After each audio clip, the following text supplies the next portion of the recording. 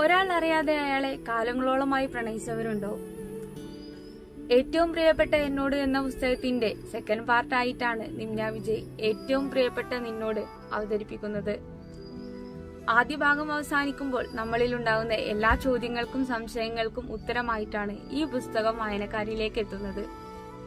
അതിഥി, രാഹുൽ, ശരൺ, ഏറ്റവും പ്രിയപ്പെട്ട നിന്നോട് എന്നിങ്ങനെ 4 ഭാഗങ്ങളായിട്ടാണ് ഈ പുസ്തകം മുന്നോട്ട് പോകുന്നത്.